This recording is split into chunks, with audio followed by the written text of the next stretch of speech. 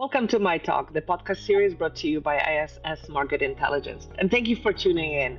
The focus of our discussions on this podcast is the global retail financial services industry and its myriad verticals, be it asset management, wealth management, life insurance, emergent, fintech, banking, and so on. Decades, ISS Market Intelligence and its predecessor companies have been passionate students of the business. And our specialty on this podcast is to peek beneath the industry headlines, look under the hood, if you will, and try to really get at some important topics about the business. And we do so with the help of great experts. And do I have a lineup for you guys today? We do create episodes monthly or more often. Actually, this is our second recording this January. So if you do enjoy this episode of My Talk, please remember to subscribe to our podcast on your platform of choice. Remember to subscribe to our podcast on your platform of choice. My name is Goshka Folda. I'm your host and the global head of research at ISS Market Intelligence. And today we turn our focus to the US asset management industry, the world's largest laboratory of management ideas, as my good friend Avi Nakmani used to say. And really, where we would like to focus today is the battle on the distribution front lines. I am very fortunate today as I get to step aside from the hosting mic and appear in my favorite role of a listener. Actually agreed to host the discussion with a very, very special guest today, Rocco Benedetto from Invesco. Let me introduce Rocco and Ashley briefly and then pass the baton to Ashley. Rocco is head of field sales for US Wealth Management Intermediaries and is a member of senior distribution leadership team at Invesco. And we're just talking about Invesco being really truly a global player. And of course, I'm here in Toronto, north of the border, and of course, a huge, huge presence by Invesco going many, many decades through its predecessor companies, including the storied Trimark here in Canada. He leads the field efforts to position Invesco as the firm of choice, and he serves as the primary resource for financial professionals and strategic partners to help them make investment decisions and grow their businesses. Rocco joined Invesco when the firm combined with Oppenheimer Funds.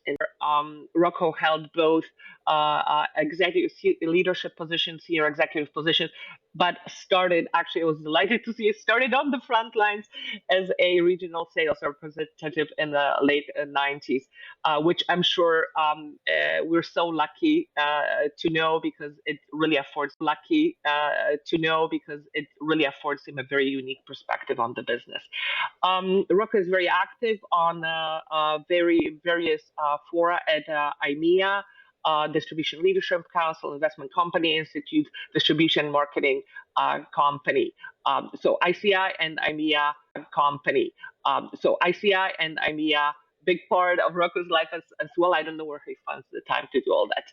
And finally, Rocco earned a BA degree in finance from St. John's University and an MBA from New York University Stern School of Business.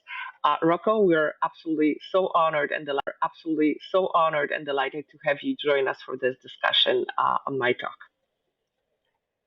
Thank you, Goshka. Appreciate the introduction. Thank you, Rocco. And Ashley is a repeat guest host on My Talk, the only person to whom I have yielded this awesome power that I hold, in addition to managing client relationships in the northeastern United States. Ashley is a sought-after speaker at U.S. conferences. She just wrapped up what I thought was a fantastic webinar at AMIA. She's very, very beloved by our clients who count on her to help them think through their distribution strategy and competitive positioning. A little tidbit which will delight our Canadian listeners who are hockey fans, which means all Canadians, is that Ashley was a star player on women's ice hockey team at her alma mater, Williams College. What is not so delightful is that she's a lifelong Boston Bruins fan, so Maple Leaf fans will have something to say about that. Alas, welcome, Ashley, and I'll pass the mic to you. Thank you very much, Goshka. And look, we have our hockey. We're not talking about the parallels to our industry, right? These things sort of ebb and flow.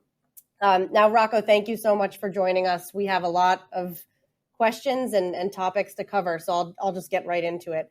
One of the biggest things, I think, just to set the framework here, is to talk about really what we're seeing in terms of opportunity on the sidelines. That continues to be a topic as we, in 22 and 23 and as we enter 24, sort of the liquidity opportunity, as we call it. Huge amounts of opportunity sitting in cash, money markets, ultra short, sort of hyper liquid vehicles. Many are obviously noticing this, trying to capitalize. What is the Invesco point of view in terms of how you ultimately get these investors back into a risk-on mode? What are the appropriate solutions? What is sort of the Invesco house view on that topic?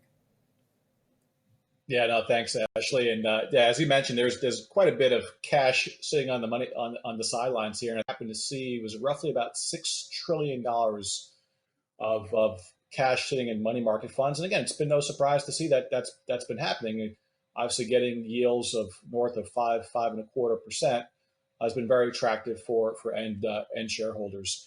Look, we've been fortunate at Invesco. We have a comprehensive platform for broad-based ETFs, active, private markets, or fully outsourced solutions. Again, we have offerings that fit the bill for those clients. We are uniquely positioned to help clients navigate these opportunities in this environment across the entire portfolio because of our diversified investment platform. And again, we have different wrappers like ETF separate account platform. And again, we have different wrappers like ETF separate accounts and mutual funds.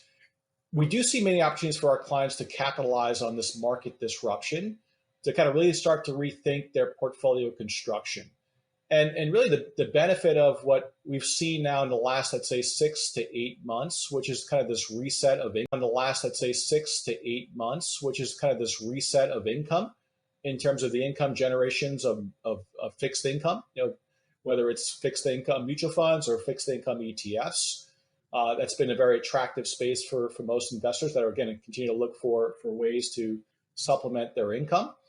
Allocate to some of these sectors that may be more resilient to elevated areas of inflation and market distress. And so we have recently launched as an organization a program platform called Portfolio Playbook, which has resonated very well with our clients. And, again, it's important because it's really helped us put together a narrative on how clients should be rethinking, refreshing their overall portfolios. Because if you've seen in the last 12 to 18 months, clients need to look at their portfolios. Their portfolios are probably out of balance.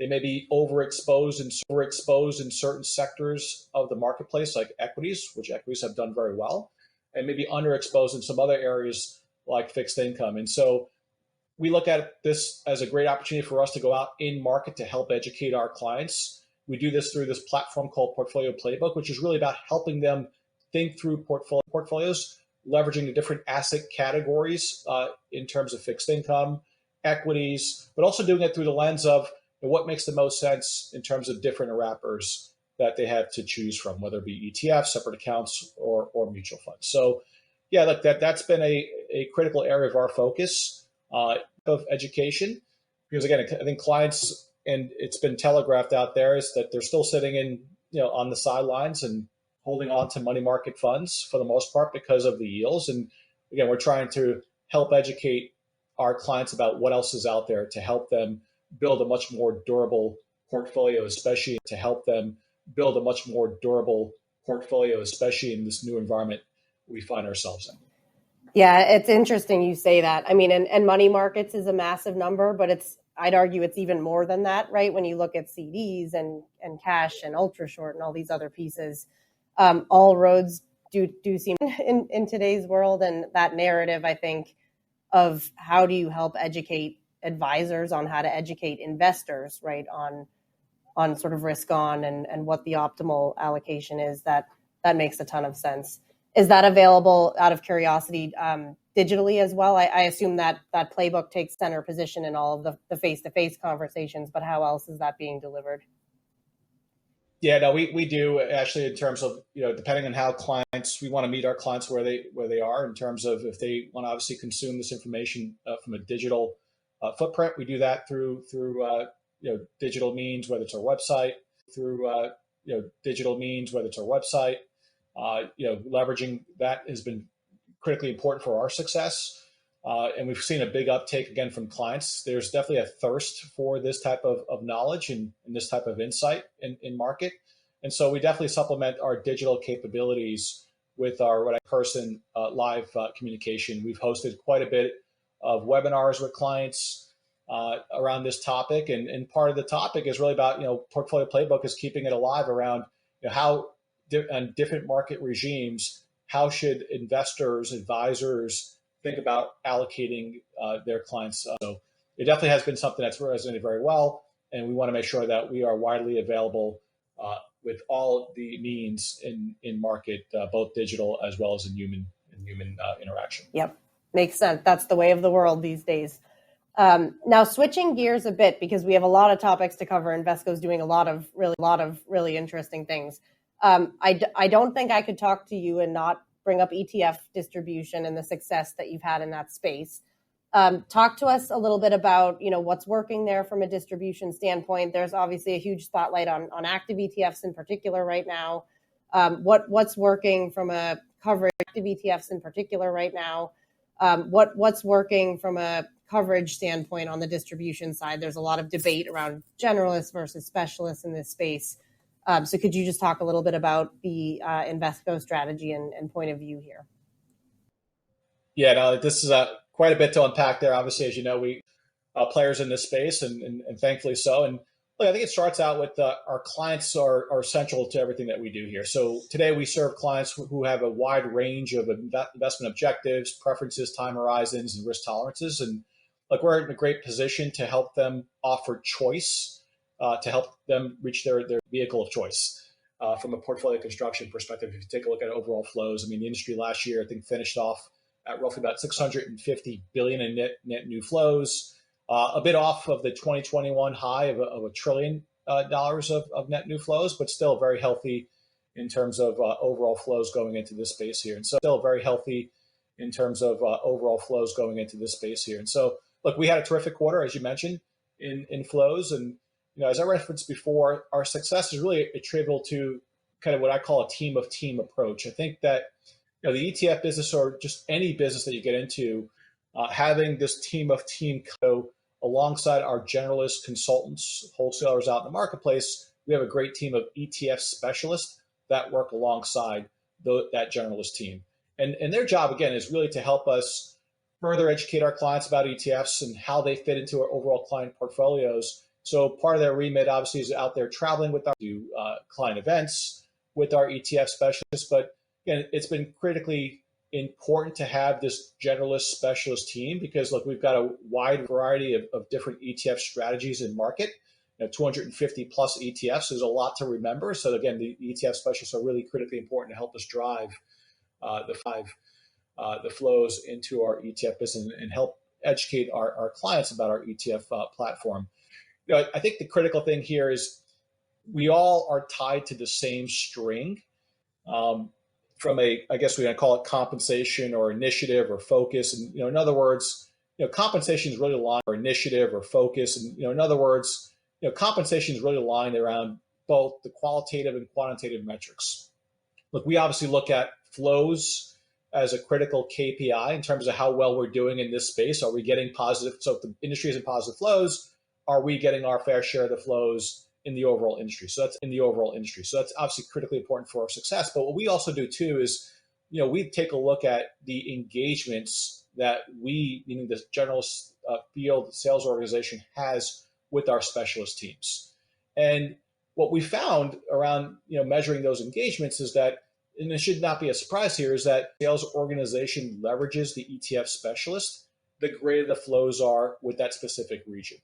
It's really about deepening those client relationships and doing that when you have, we always talk about this, it takes a village. You can't do it alone. We got depth and breadth of capabilities across the different wrappers. We've got ETF separate accounts across the different wrappers. We've got ETF separate accounts, mutual funds, as well as private markets. So there's a lot for that generalist to know. And so that specialist team is so critically important in really helping us, again, drive flows for these type of capabilities here. So it's really about that deepening as well as broadening our client. That tandem has been a tremendous accomplishment for us in terms of how we best leverage both the generalist and the specialist as it relates to ETFs in market.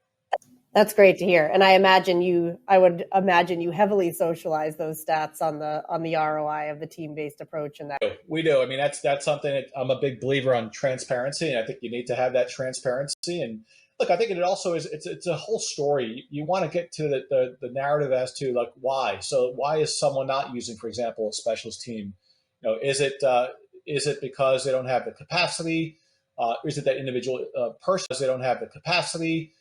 Is it that individual person that they maybe don't see eye to eye with? So it really gives us a good sense of how we best leverage the team.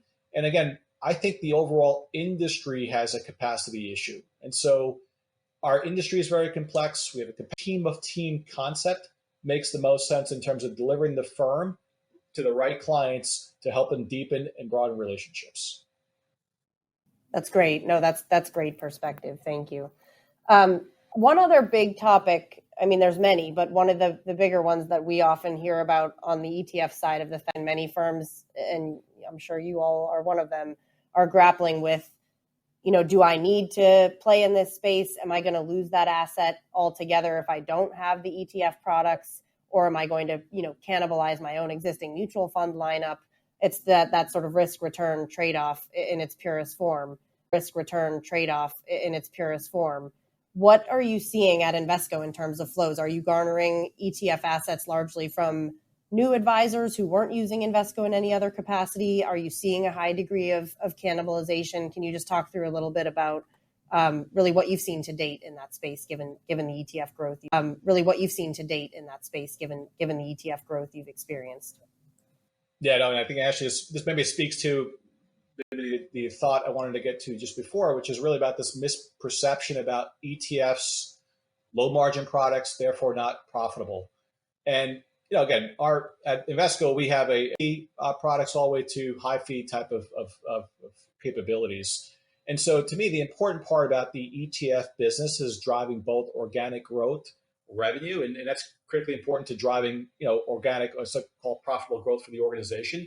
So scaling this business is so critically important. Again, that's why you have this team of teams who, how do you really drive flows into this space? And it really starts out with clients, right? Client choice. And I think we're seeing it over and over again, this question that always comes up around cannibalization. Like, what happens at Invesco here if, we start to cannibalize our mutual here, if, we start to cannibalize our mutual fund business. And to me, it's really goes back to what are we trying to accomplish and solve for our clients, right? Clients want choice.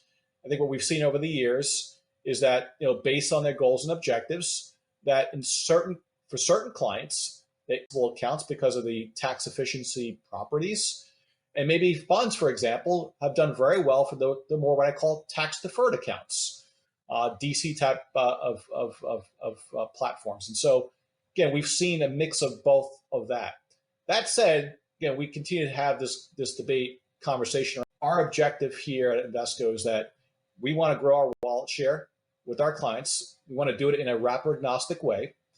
And so we would prefer to cannibalize ourselves as opposing to having our competitors cannibalize us. And so I think it's critically important because I think sometimes people get caught up with that. And it's really about you got to put the client in the center of that conversation about what are clients, what are their preferences, why are they choosing some vehicles over others. And again, if you've got a great array of strategies across all of the different wrappers out in the marketplace, you can best serve that client and help gain wallet share and build loyalty with that client. So that's kind of the way we think about it, is that it depends on how you view cannibalization. I kind of look at it as a great opportunity to cross-sell and upsell within the platform, as long as you have depth and breadth of capabilities. Others may use that as, hey, you're cannibalizing your strategies. But again, I'd rather cannibalize our own strategies as opposed to having our competitors cannibalize our strategies. Yeah, that's a great way to put it. And the associated loyalty and retention rates that are getting them into the right wrapper, the right solution at the right time.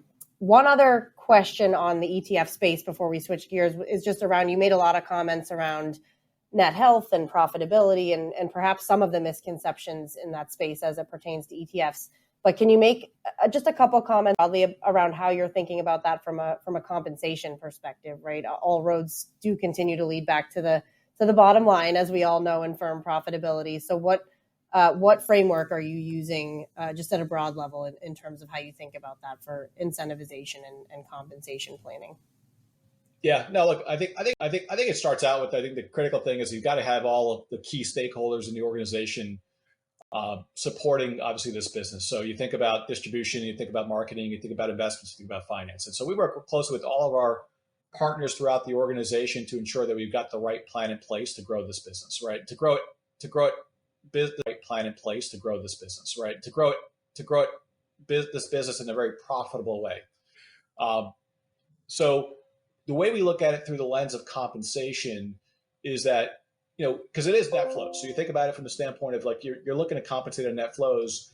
We've built a model at Invesco that is included with our business. Again, we're blessed that we've got depth and breadth of capabilities. We kind of have the different range of low fee to high fee products based on client demand and where the markets are.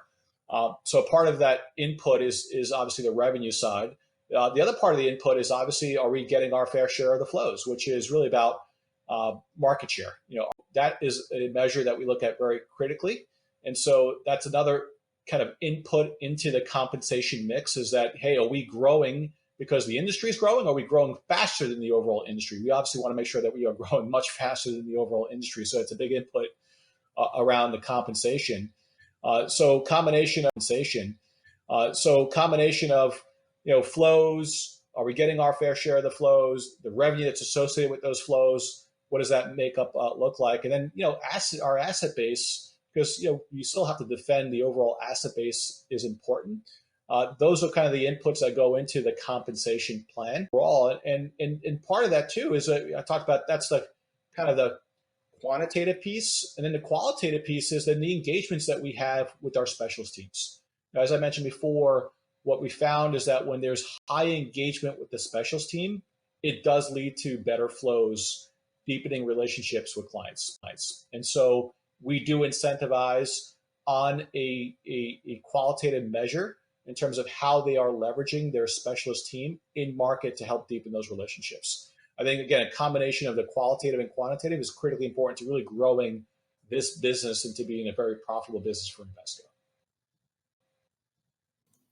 That's great. Yeah. And obviously the wholesaler understanding of the components and the makeup, but certainly that specialist engagement being a piece of that is something we're seeing more of as well in our data. And one thing too, Ash, I think, which is so critically important. I know a lot of folks, I get calls from a lot of our competitors about just in terms of it's not as transparent as mutual funds, right? Tracking the business. And look, there's a big commitment has to be made there around the transparency. And we did that. We did that at Invesco, is really investing in the data. The data's there. You have to kind of stitch it together. It does take a village to kind of stitch that data together, but that's another, area of investments for organizations is that if the transparency is there, you got to put a lot of work into it to gather that and parse it out to your field sales organization, because that's the critical part of it. We're all used to how the mutual fund business was built. ETFs are a little bit more nuanced. So, it's gotten so much better in terms of the level of transparency in this space. But I think that's where I think most firms struggle, is that you have to put a lot more resources there to get it right, is that infrastructure and the data that comes with it. Yep. Get it right, is that infrastructure and the data that comes with it. Yep. Makes total sense. The concept of transparency and work around the data, I think, is a perfect transition into the next topic I wanted to ask you about, which is hybrid wholesaling. Now, Invesco and formerly Oppenheimer, you all have legacy adopters of the hybrid wholesaler model. Many have followed suit, right? We see in our data, 2x increases in hybrid headcount over the last, 2, 3, 4 years. I would argue just anecdotally, there are sort of mixed results, and the efficacy of some of these groups is a little bit unproven in both feet. What is your take on this? I think you have a unique point of view, really, that's very valuable, just given the longstanding commitment that Invesco and formerly Oppenheimer has had to the hybrid model. But can you share with our listeners just your point of view around this? How do you measure ROI? What type of skill set are you looking for when you're putting someone into this hybrid position? Any comments on that, I think, would be extremely valuable from you. Yeah, no, I think this has been an age-old topic that I can't tell you how many times in different events keeps coming up about hybrids and the validity of a hybrid consultant wholesaler out in the marketplace. I mean, look, I think the overriding catalyst here is the pace of growth in our business today, which really demands, I call it, greater capacity and scale through additional team members. So again, it's no dissimilar to what we see with our best clients, right? Our best clients over the years, right? They, delivering holistic wealth management through a team approach, and it's no dissimilar to our business and our industry on the asset management side. So, look, over the last several decades, our hybrid model has served us well in both deepening and broadening client coverage. So when I double click on deepening, what does that really mean? The team works alongside our traditional consultants in deepening relationships in markets with clients that have what I call largest concentration of assets. We call it the mega team. So these are the advisors that have, $500 million of assets. We want to kind of mimic what they look like in terms of this of assets. We want to kind of mimic what they look like in terms of this team approach, where it's kind of a divide and conquer. So they work very, very closely with the traditional person that's in person in the field. They just do it at the hybrid level. So they may be working with different client segments, maybe doing some additional prospecting for some parts of our business. In other parts are doing some servicing.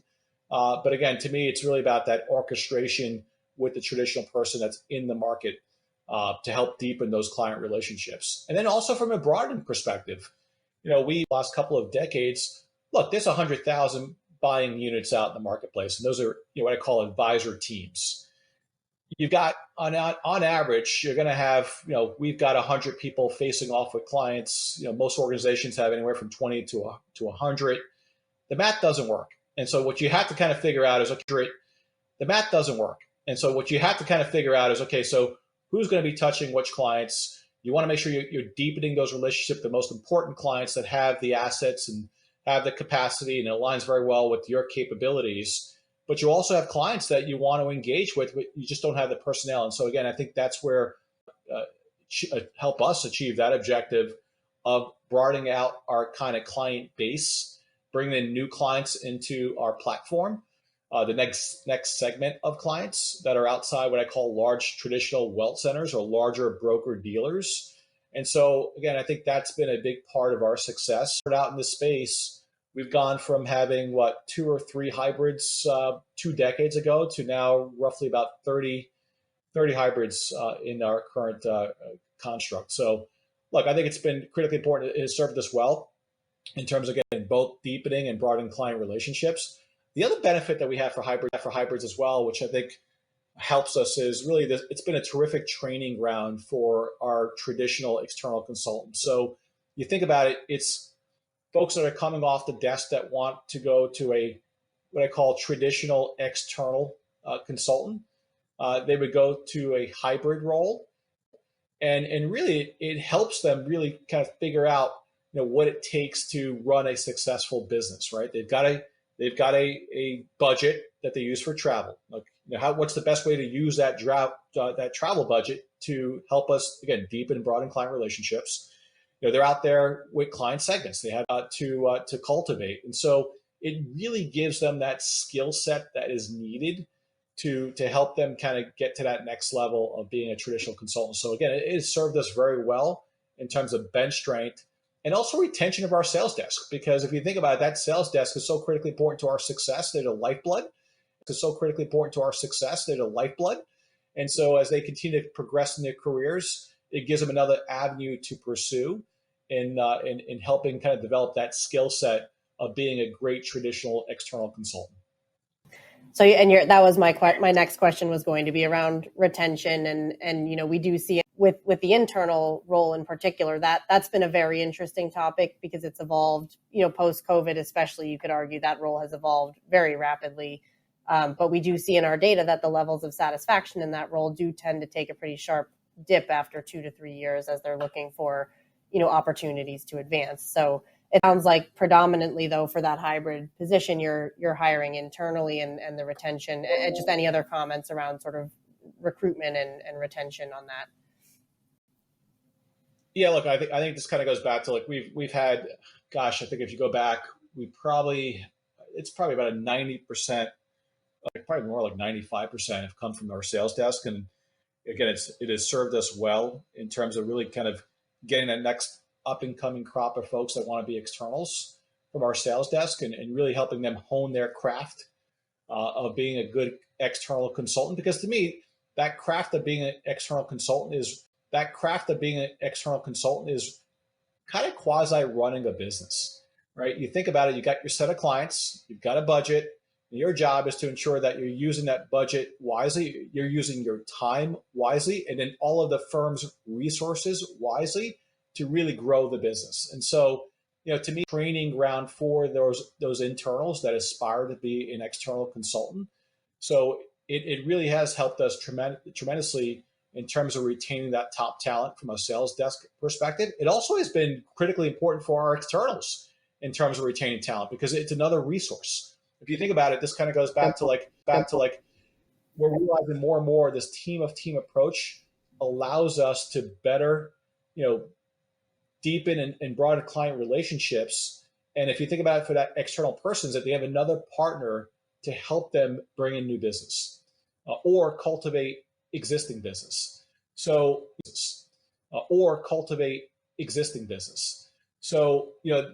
that has really served us well on multiple fronts in terms of, again, the next crop of folks, the next generation, helping them to aspire to be great external consultants, but even our current external consultants, it's given them another resource to help them with their business. Yeah, that's a great point from the external point of view as well.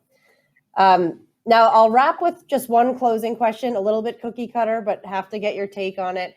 As you think ahead to the rest of this year and beyond, what are the top 2 or 3 focus areas that you're most keyed in? Yeah, it's a top 3 for my team outside of what I call driving our numeric goals. Organic growth, revenue growth. Those are critical objectives for us. But in addition to that, I think number 1, and we just talked about this, was talent management, right? Talent management to me is critically important. We got to get it right. We're in the people business. So, I spend all my time, we're in the people business. So, I spend all my time thinking through how do we attract and retain top talent. And so the things that we've talked about in terms of increasing promotion, we look at very closely retention rates, diversity of our talent, to really enhance some of the overall experience that we have with both our internal sales desk as well as our externals is critically important to me. So that is our number 1 objective, is continue to be talent management. How do we continue to invest in our people? So that takes a lot of work, HR, to ensure that we're meeting our goals and objectives there. Number 2 is really about scaling our services more efficiently. As I mentioned before, capacity is an issue for our industry, and we're constantly spending time exploring and hopefully implementing this kind of what I call to help prospect and serve clients more efficiently and effectively. So, peeking around the corner in terms of, we've done partnerships with fintech companies. We continue to build up that capability internally as well. And that's, again, really our way of helping solve this high-tech, high-touch approach. And there is actually a kind of a spectrum of that. We know clients, they like the high-touch approach in certain cases. Some like the high-touch approach. And then in other cases, they just want a high-tech approach, in terms of how can they engage with us in more of a digital fashion. So spending a lot of time thinking through the entire ecosystem. And really the premise behind that is, how do we scale our overall service offerings more efficiently out in the marketplace? And then the last part that is top of mind for us is this kind of concept of being the CEO of their business. Internal consultants is developing business scorecards that help our externals think like a CFO. Getting more timely information for them so that they can make better informed decisions in terms of how they can run a profitable business. So constant education around that is top of mind for us, and again, critically important for our success in 2024. Rocco, thank you so much for joining. That's such valuable insight. Thank you for your time. I will hand it back to Goshka for just a couple closing comments. Thank you, Rocco. Thank you, Ashley. Rocco, you're welcome back anytime. Just fond of knowledge, and boy, Rocco, I thought it was pretty quotable, but team of teams, and it's some of those, Rocco. Thank you so much. You both have given us a lot to think about. Clearly, in an industry that large, and as Rocco pointed out, with some capacity constraint to really engage all the advisors there on the front lines, you have to really have a very sharp distribution game. And many competitors are vying for the business. I love the point that Rocco made about, it's not about making a decision who's, about cannibalizing yourself or not. With ETFs or mutual funds or SMAs or active ETFs, but it's really you don't want anybody else to grab that market share. And I think that's or wallet share. That's a really critical point. So thank you both for helping our listeners think through this critical topic. And that is a wrap for us in this episode. I encourage our listeners to come back and join us in the coming months as we have more exciting topics and guests lined up. As always, I encourage you to ping us about any ideas or topics that you would like for us to tackle on this podcast. I'm pretty much an open book. I'll talk about anything related to this business. Great passion of my life. So please do let us know. And with that, I'm going to thank our guests again and thank our listeners on behalf of ISS Market Intelligence. Thank you.